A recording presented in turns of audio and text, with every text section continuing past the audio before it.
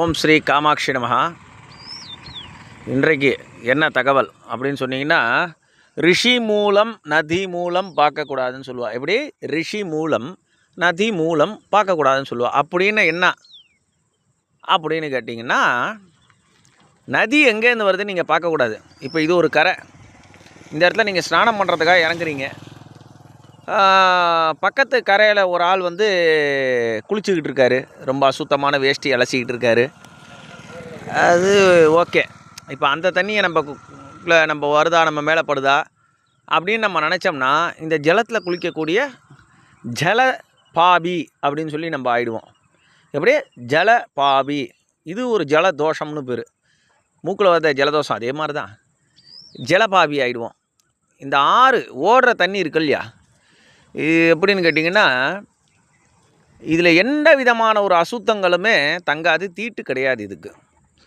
அதனால் பக்கத்தில் ஒருத்தன் வந்து அசுத்தம் பண்ணால் கூட நம்ம மேலே அந்த தண்ணி பட்டால் கூட அது ஒன்றும் எந்த விதமான தீட்டு கிடையாது.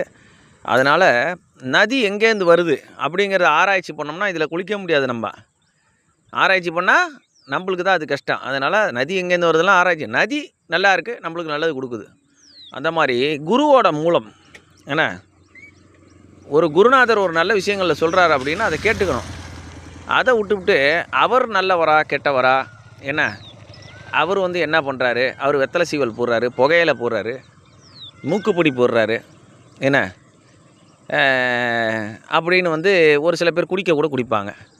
அதனால் அந்த குருவோட வாக்கில் என்ன வருதுங்கிறத மட்டும்தான் நீங்கள் பார்க்கணுமே தவிர, அதாவது அவர் வாயிலேருந்து என்ன வருது, நல்ல விஷயம் வருதா கெட்ட விஷயம் வருதா, அதை தான் நீங்கள் பார்க்கணுமே தவிர அவர் வாய்க்குள்ளே என்ன போகிறது நீங்கள் பார்க்கக்கூடாது.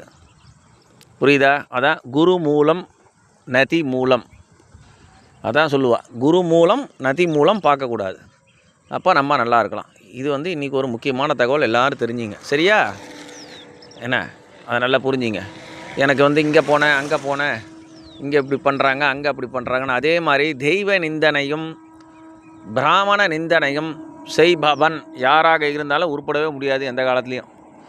ஏன்னா நதியோட மூலம் எது கண்டுபிடிக்க முடியுமா, சமுத்திரத்தோட மூலம் எது கண்டுபிடிக்க முடியுமா, அந்த மாதிரி தான் பிராமணனும். பிராமணன் எங்கேருந்து வந்தானே அவனாலே இது வரைக்கும் கண்டுபிடிக்க முடியல, கண்டுபிடிக்கவும் மாட்டான், கண்டுபிடிக்கவும் முடியாது. புரியுதா? நல்ல குரு மூலம் நதி மூலம் பாருங்கோ. அதே மாதிரி நீங்கள் ஒரு நல்ல சுப நிகழ்ச்சி வீட்டில் செய்கிறேன் அப்படின்னா ஒரு நல்ல ஐயரை கூப்பிட்டு செய்யுங்க. அதையும் சொல்கிறேன். நான் சப்போர்ட்லாம் பண்ணி பேசலை.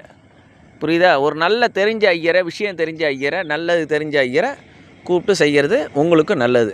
ஏன்னா ஏற்கனவே இந்த முன்பதிவில் நான் சொல்லிட்டேன், நிறைய ஐயர் போல் வேஷமிட்ட